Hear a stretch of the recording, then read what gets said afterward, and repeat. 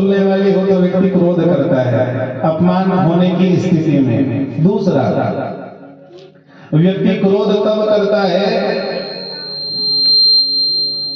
जब उसे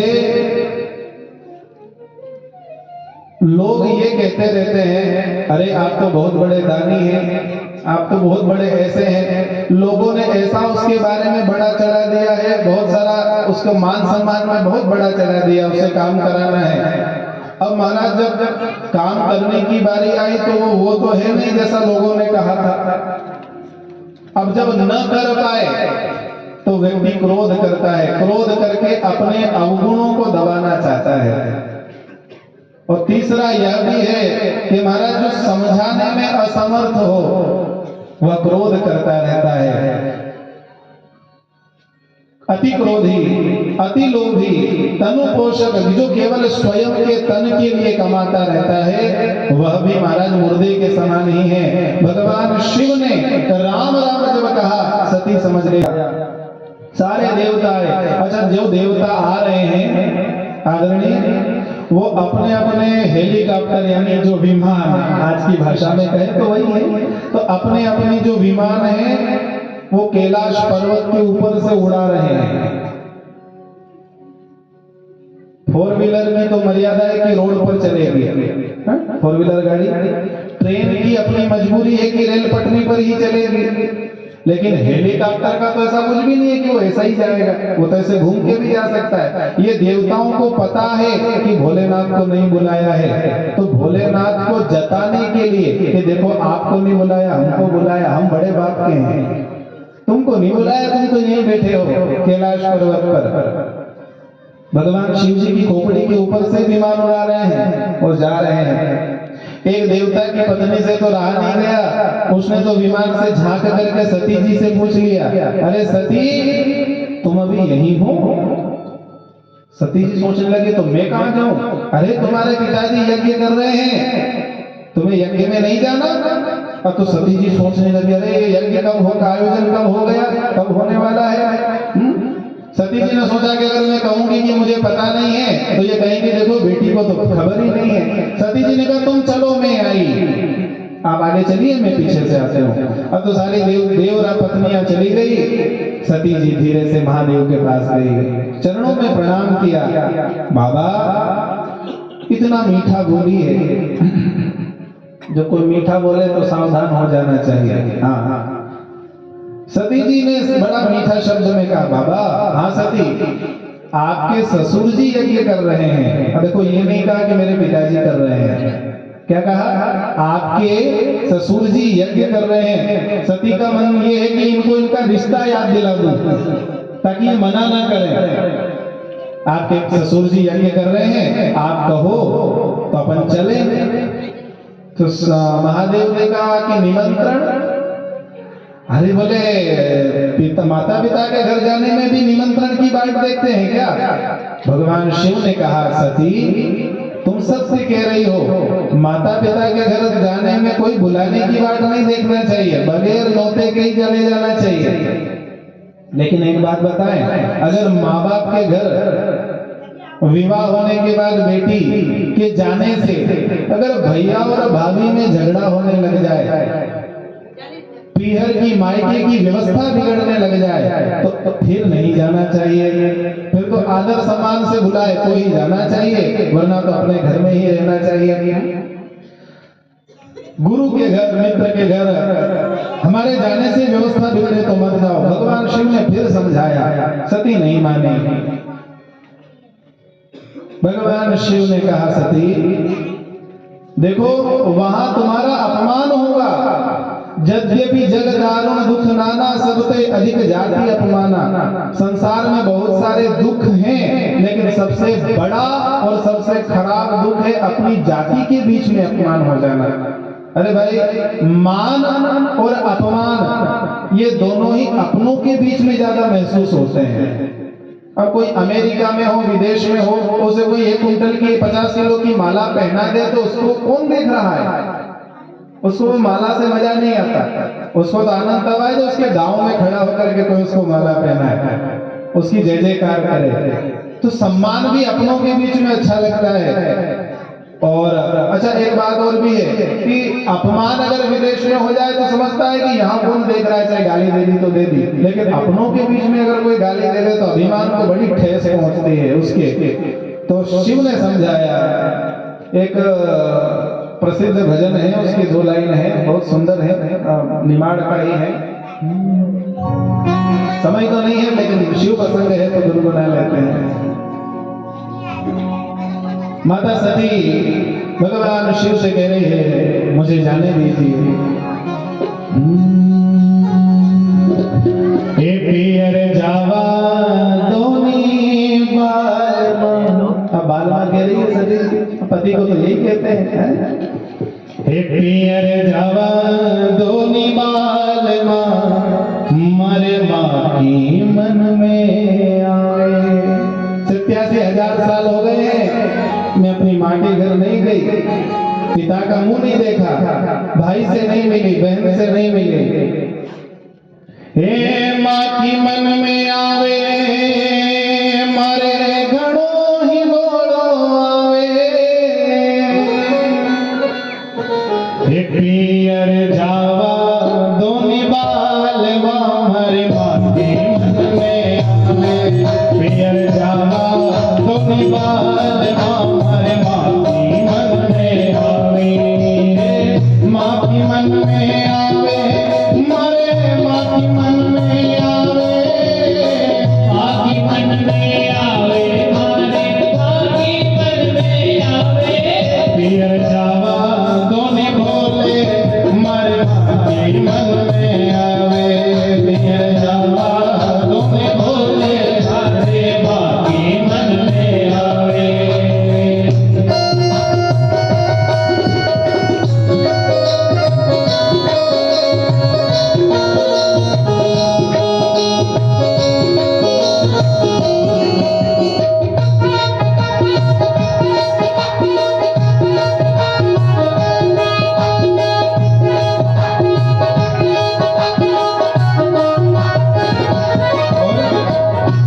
भगवान भोलेनाथ कहने लगे सती पियर जाओ पार्वती मारो नांदियो फूल चढ़ावे। पियर जाओ पार्वती मारो नांदियो फूल चढ़ावे। पियर जाओ पार्वती मारो नांदियो फूल चढ़ावे। पियर जाओ पार्वती मारो नांदियो फूल चढ़ावे।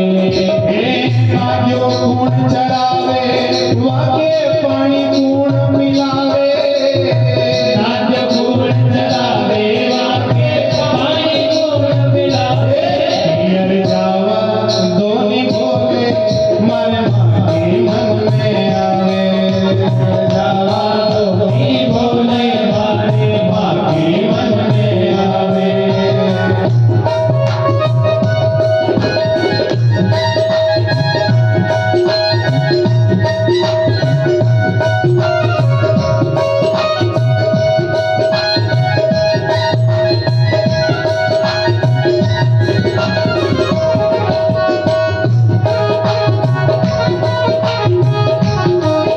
भगवान शिव ने कहा हे सती तुम अगर चले जाओगी तो मेरे नंदी को पानी कौन पिलाएगा? मैं तो समाधि में बैठता हूँ, उसे चराएगा कौन?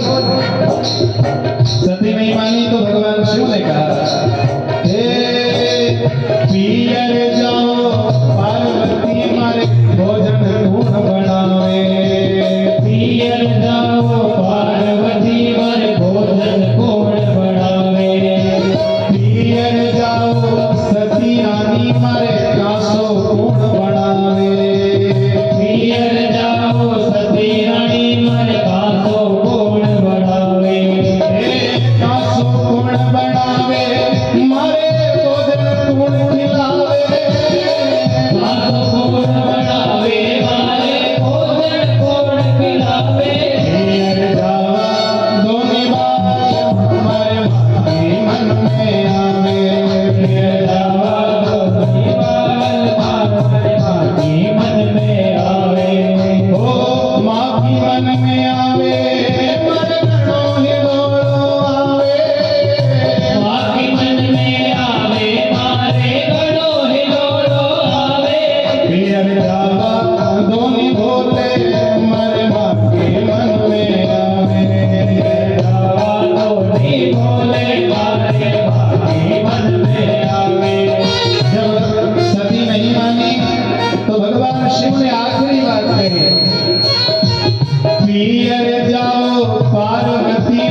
कैलाश सुनो लागे।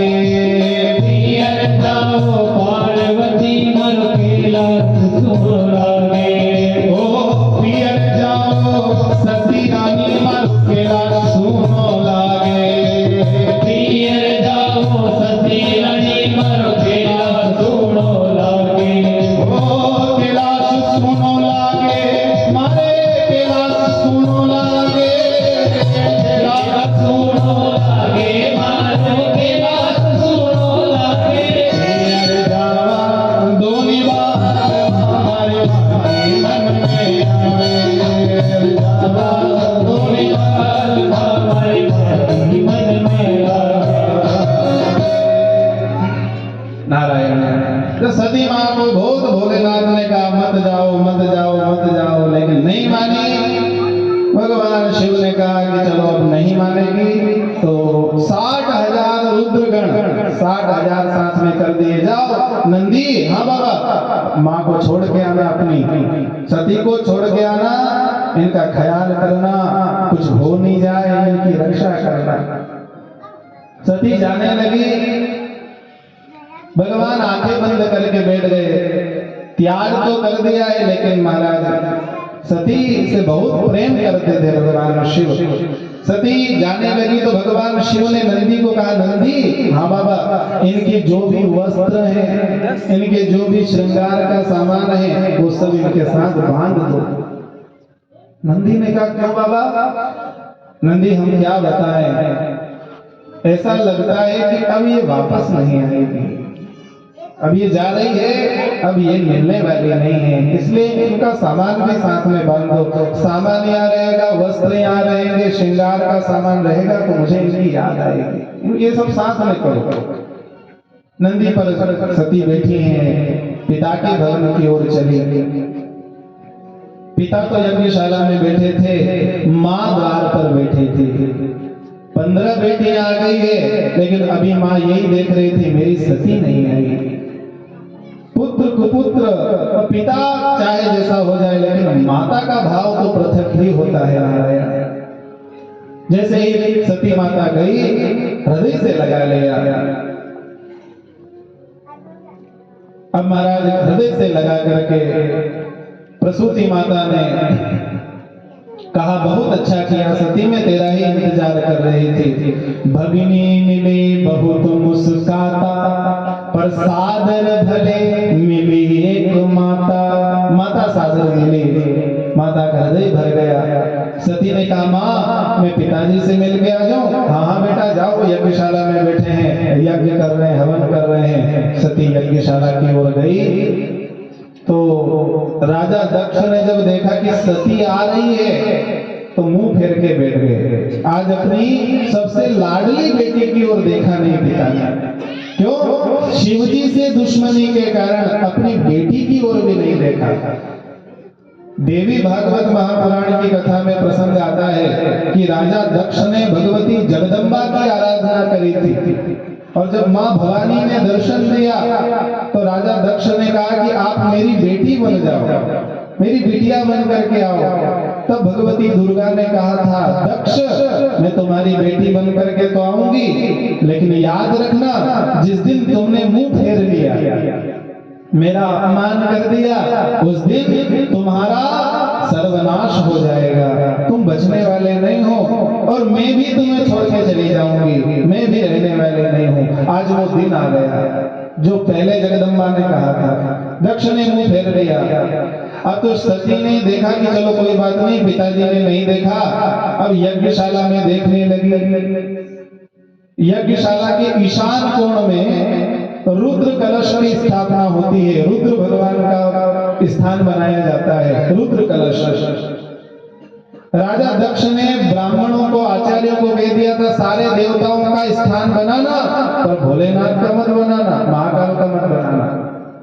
ब्राह्मणों ने नहीं बनाए। अब तो सती ने जब कहूं नदी की शंभु कर भागा, सती को अति क्रोध आया, और महाराज तेहि क्षण योग अगनी तनु जाया, तेहि क्षण योग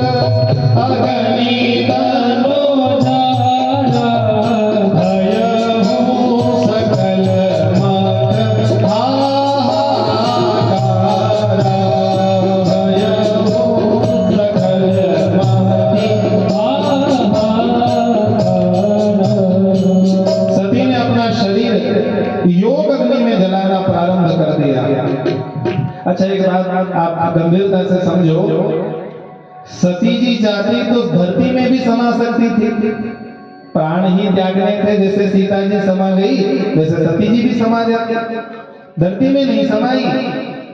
अच्छा सती जी चाहती तो पानी में भी तो समाधि ले सकती थी, जल समाधि, लेकिन अग्नि में ही क्यों चली गई सती माता? क्योंकि उन्होंने राम जी का अपमान नहीं किया, उन्होंने सीता जी का अपमान किया था। किसी पतिव्रता नारी के पति को अगर कोई और नारी भटकाने का प्रयास करे तो वह उस पतिव्रता नारी का अपमान है।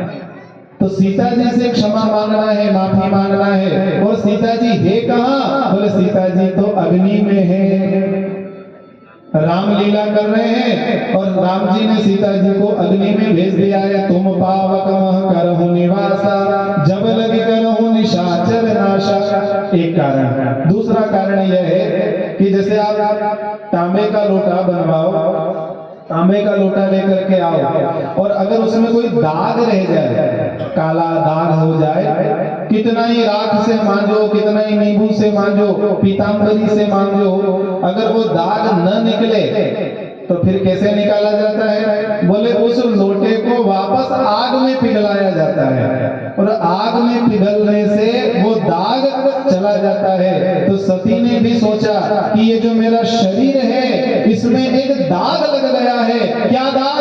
बोले मैंने शिव आज्ञा का उल्लंघन कर दिया, शिव की बात नहीं मानी, ये मुझे दाग लगा है। मैंने राम की परीक्षा ली, ये दाग लगा है। और इस दाग को अब कैसे मिटाया जाए? बोले अग्नि में जलाकर मिटाया जाए। इसलिए सती ने अपने आप को अग्नि में जलाया है, स्वयं के शरीर को भस्म किया है।